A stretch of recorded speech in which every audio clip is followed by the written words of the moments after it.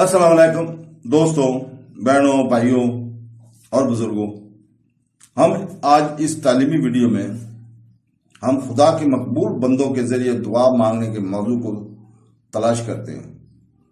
ہمارے ساتھ ہی رہیں جب ہم اس عمل کی اجازت اور اپنے عقیدے میں اس کی اہمیت پر بات کرتے ہیں۔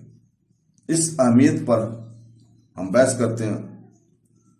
تو دوستوں، خدا کے مقبول بندوں کے ذریعے دعا مانگنا جائز ہے یا نہیں؟ سوال یہ ہے۔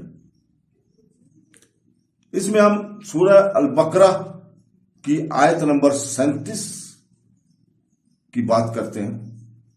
حضرت آدم علیہ السلام نے اپنی دعا میں یہ کلمات ادا کیے: اے ہمارے رب، ہم نے اپنی جانوں پر زیادتی کی، اور اگر تو نے ہماری مغفرت نہ فرمائی اور ہم پر رحم نہ فرمایا تو ضرور ہم نقصان والوں میں سے ہو جائیں گے۔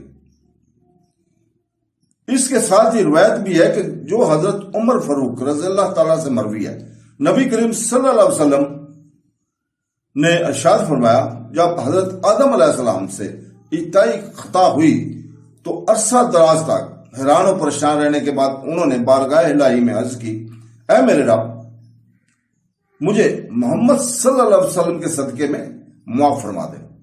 اللہ تعالیٰ نے فرمایا: اے آدم، تم نے محمد صلی اللہ علیہ وسلم کو کیسے پہچانا، حالانکہ ابھی تو میں نے اسے پیدا بھی نہیں کیا؟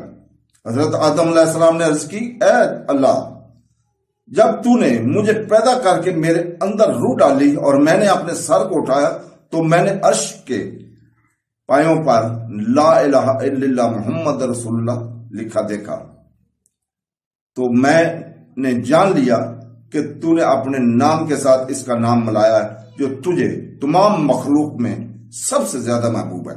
اللہ تعالیٰ نے فرمایا: اے آدم، تو نے سچ کہا، بے شک وہ تمام مخلوق میں میری بارگاہ میں سب سے زیادہ محبوب ہے۔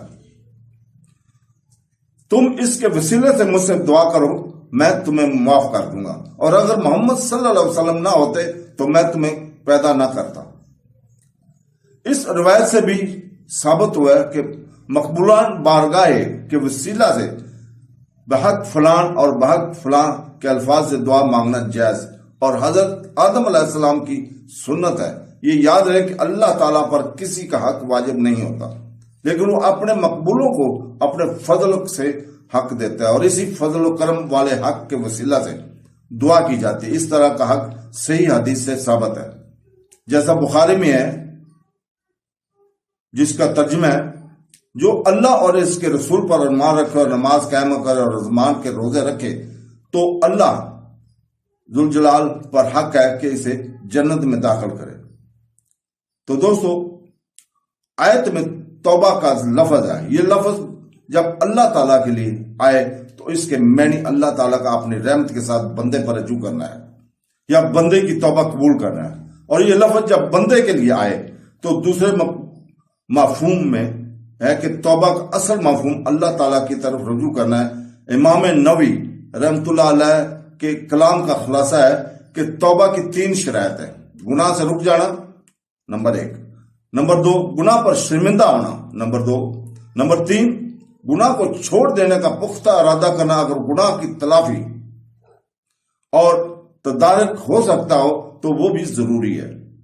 جیسا کہ اگر کسی نے نمازیں چھوڑی ہوں تو اس کی توبہ کے لیے پچھلی نمازوں کی قضا پڑھنا بھی ضروری ہے۔ یوں ہی کسی نے دوسرے کا مال چوری یا غصب یا رشوت کے طور پر لیا ہے تو توبہ کے لیے مال واپس کرنا بھی ضروری ہوتا ہے، تو تبھی توبہ قبول ہوتی ہے۔ تو دوستو، اللہ تعالیٰ سے دعا ہے کہ ہمیں سیدھے راستے پہ چلنے کی توفیق عطا فرمائے اور قرآن اور حدیث پڑھنے اور اس کو سمجھنے کی توفیق عطا فرمائے۔ آمین ثم آمین۔ اللہ حافظ۔